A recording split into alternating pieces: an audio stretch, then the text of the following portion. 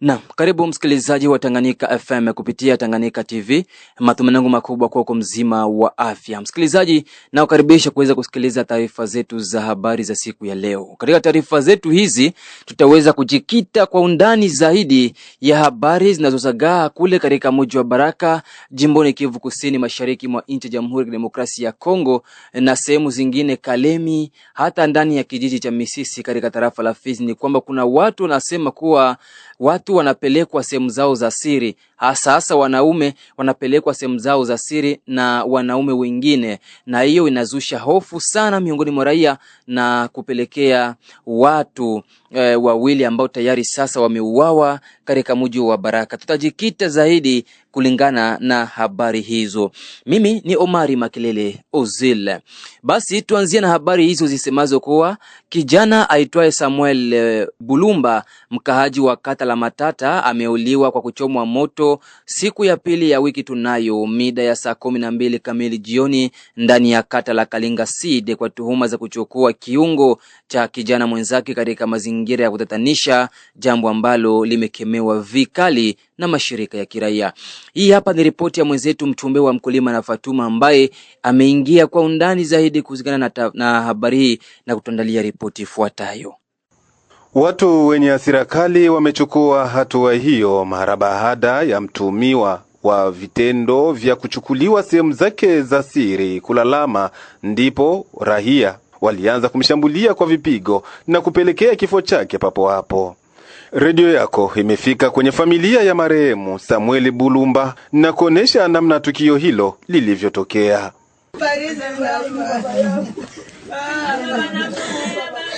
Gaso kwa nilala muna binamu yake mpaka disete.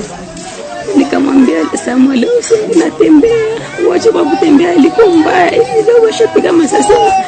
Hivi ndivyo kwa sema viko vinaenda bashambana, kumbe usitembee. Akanijibia mdogo, niko naenda kufira mie. Apre hapo akamaliza kukula 17h akafika naenda.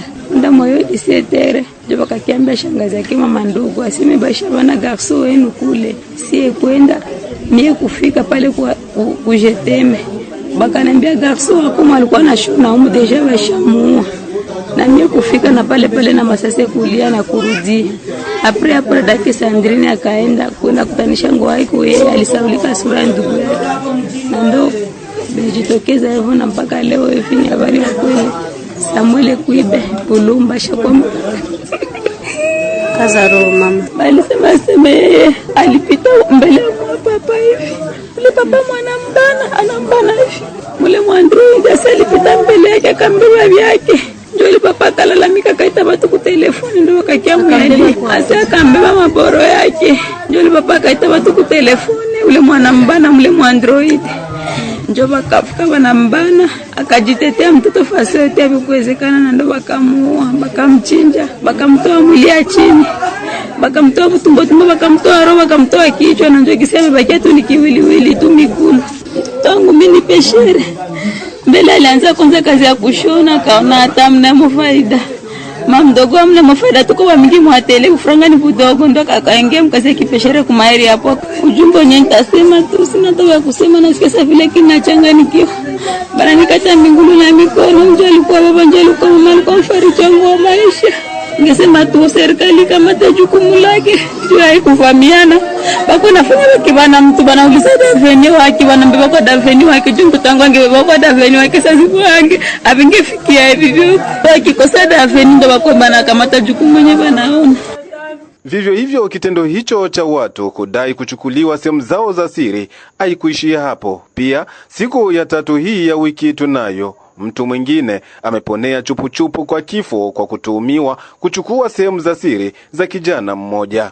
Kupitia juhudi zetu tumekutana naye anayedai kuwa amechukuliwa sehemu zake za siri na kueleza namna tukio lilivyomkuta. Ndiyo, yeye alikuwa amenipeleka kweli. Mimi nilikuwa pale vile.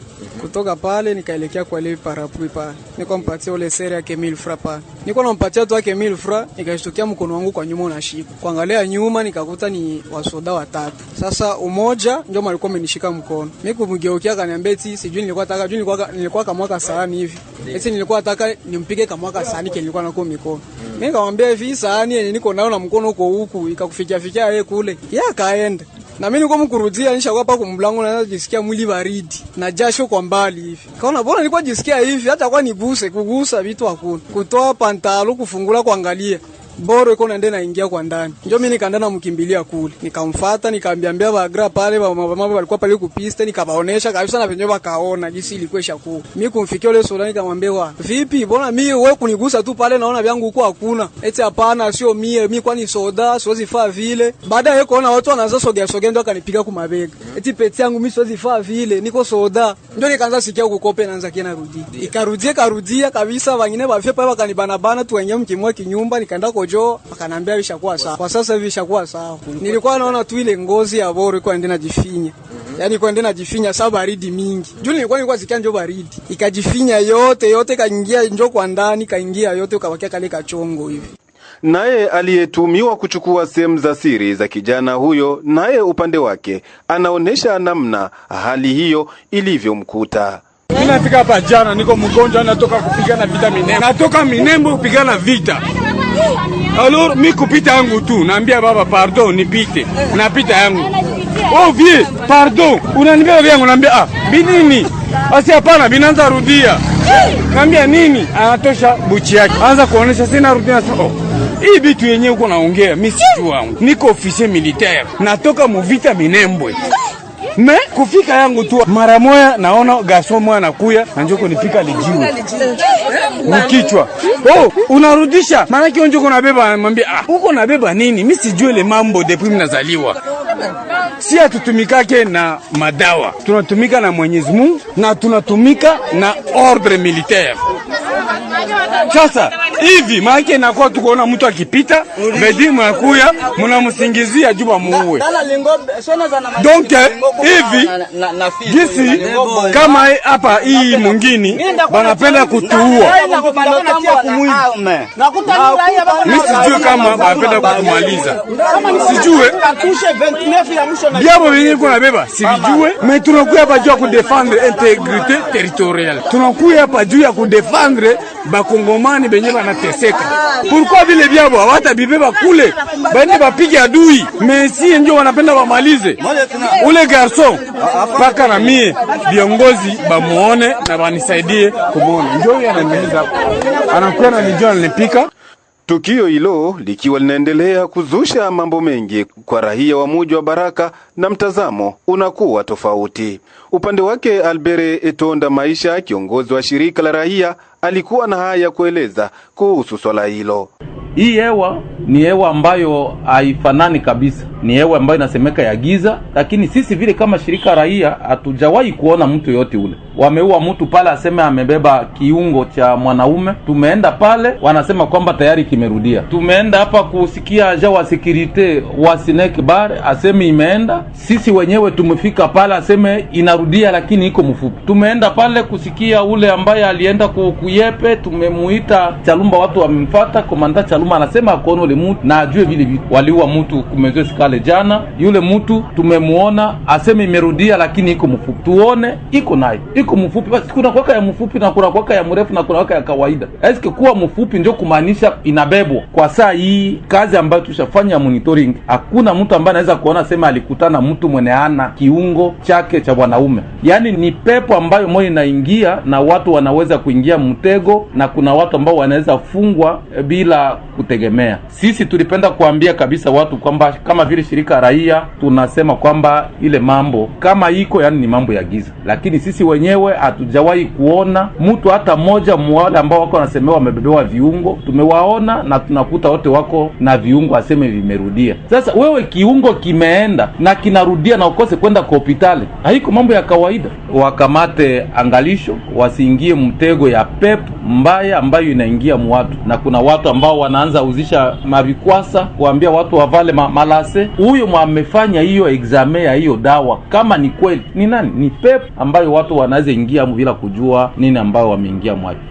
Upande wake Delo Ekiamba Sauzien, kiongozi wa shirika la Banabankar mjini Baraka, amewataka viongozi wa makanisa, mashe na watu wengine kuombea kitendo hicho.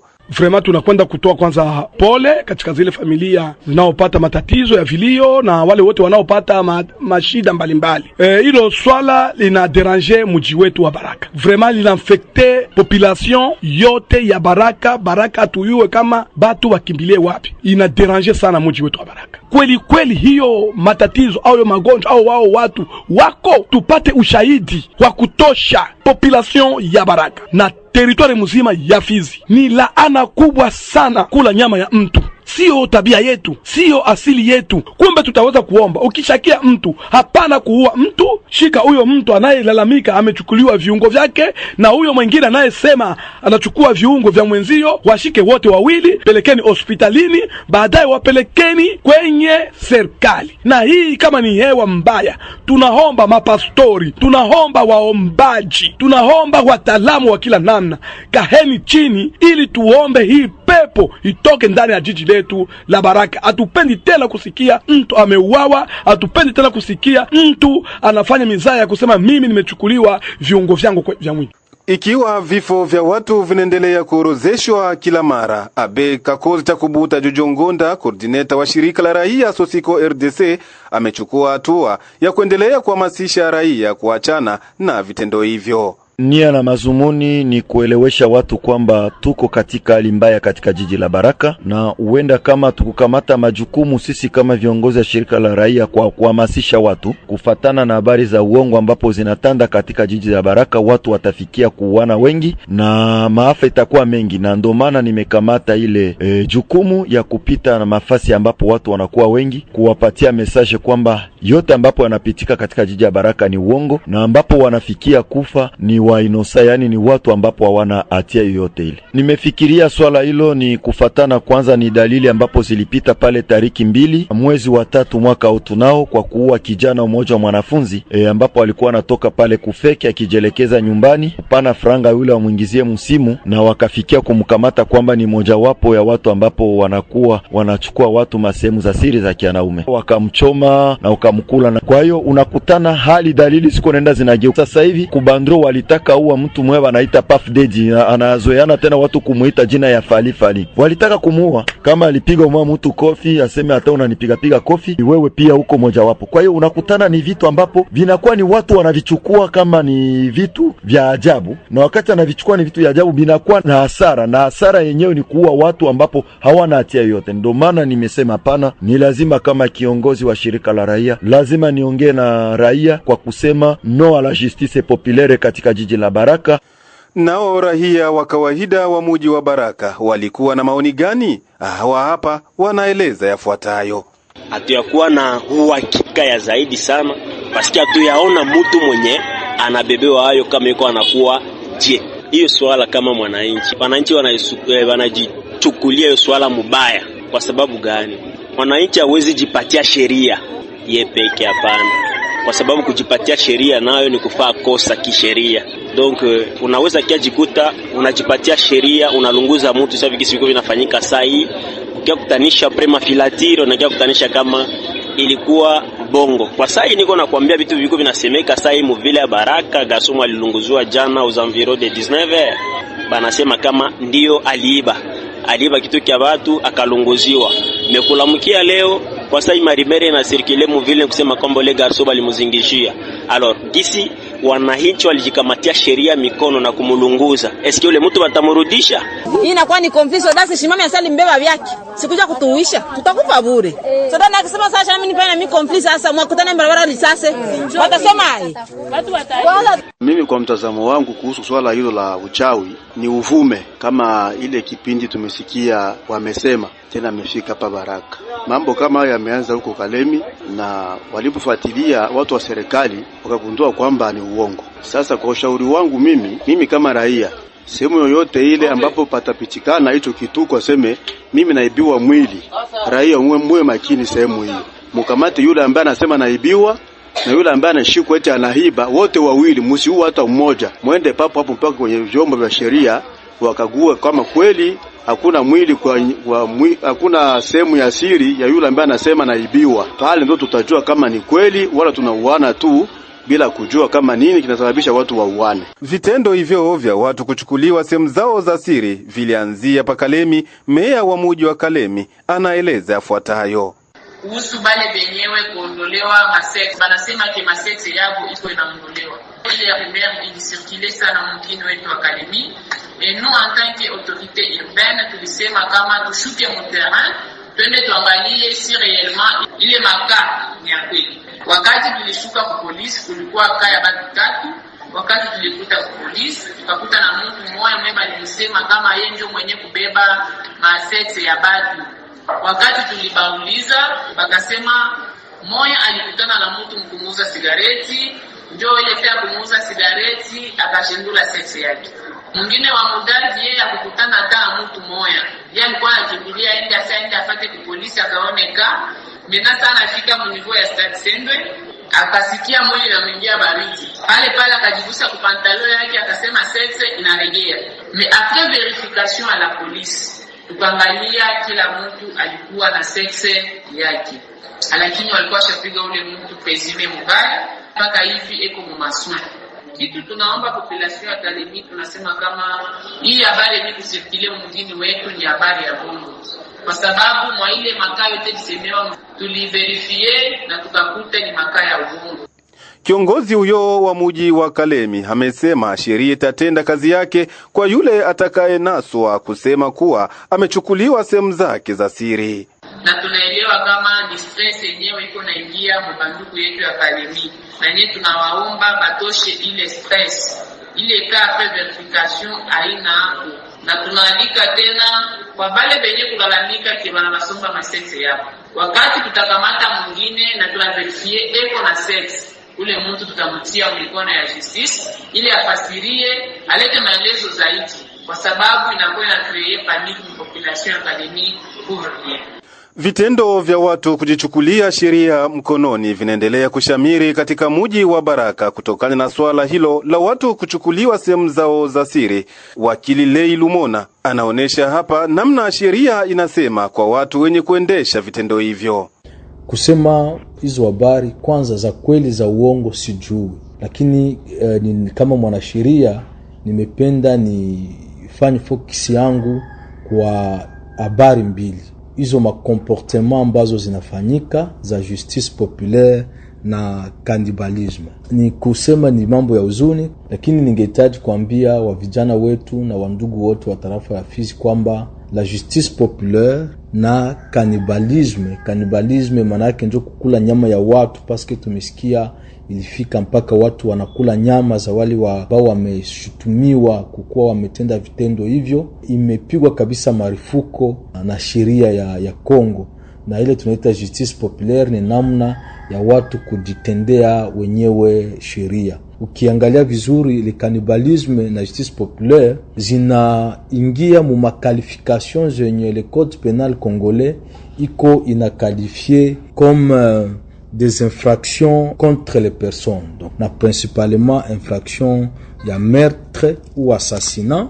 Ni kusema kama kila mwenye iko anadilivre kwa hizo habari anajua kweli kama iko anafanya vitendo kinyume na sheria, na watu wa jamaa au sheria yenyewe kwanza kisema ikamate wale watu wataujiwa na kufuatiliwa kabisa kimahakama mzuri, sababu wanatenda vitendo ambavyo haviendani. Kisoma le code pénal congolais, les articles surtout 44, 45 ukishuka 46 et suivant, utaona vile biko wanakalifie hizo ma meurtre. Donc hali ya kukamata mtu munamuua munamkula ni kitendo kwanza imenuma mbaya, na ya pili sheria inakataza hivyo na inapinire. Tunaomba wa vijana waache hivyo, sababu wanajiexpose contre la justice na wanaweza kufuatiliwa na sheria inaweza kufanya kazi yake. Tumalizie na hii habari katika mji tu wa Baraka ni kwamba milio risasi imesikika kwa wingi katika manispa ya Katanga mjini Baraka siku ya 3 ya wiki tunayo, ambako inasadikika kuwa ni wakati wa mazishi ya mzalendo mmoja aliyefariki katika mazingira kutatanisha zaidi eneo hilo. Kwa mujibu wake Bwana Mieno Matiabo Pierre, mkuu wa eneo hilo la Katanga ameomba raia wa eneo lake kuwa watulivu. Pia ameonesha hapa vile hali ilivyokuwa. Hiyo milio ya risasi inasikika mpaka, lakini waaskari ambao wako wanaenda kuzika Bishambuke mwenyewe alikufa hapa Katanga. Yeye alifariki kwa kunyongwa. Alinyongwa na watu ambao wasiojulikana wakaenda kumtupia kwenye mtoni, na hivyo ndo alionekana anaelea juu ya maji. So ankete zimefanyana na leo sasa anaenda. Na kadiri ya uchunguzi ambao mmefanya kama viongozi, nini mmebaini? Hakuna kitu ambacho watu wamebaini, lakini watu bado wangali wanaangalia namna gani ya kuendelea na mankete paske wake alisema ya kwamba alitoka anaenda kushamba. Sasa hiyo asubuhi ambayo aliweza kwenda kushamba na ndo kisi waliweza kusonga huko. Sasa hivi kabisa hakuyakuwa trace yoyote ya kuonyesha kama ni watu fulani.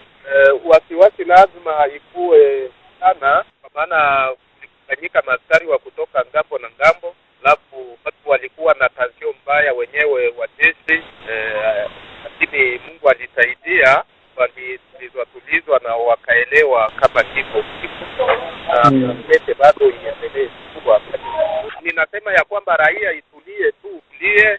Alikufa kama vile walivyoona, walivyosikia, na hata uchunguzi ungali unaendelea kufanyika. Tunafikiri kama kila kitu kitakuwa vizuri, raia itulie, iwe na amani. Kulingana na uongozi wa uzalendo na kijeshi, kila kitu kilienda vizuri, kwa maana tulikuwa na jeshi ya FARDC na viongozi mbalimbali wa wazalendo. Kila kitu kilienda vizuri, hakuna kitu kibaya ambacho kinaweza kufanyika kwa ajili ya hiki. Msikilizaji, ni hapo ndipo natamatisha taarifa zetu za habari za siku ya leo. Mimi ni Omari Makelele Ozil.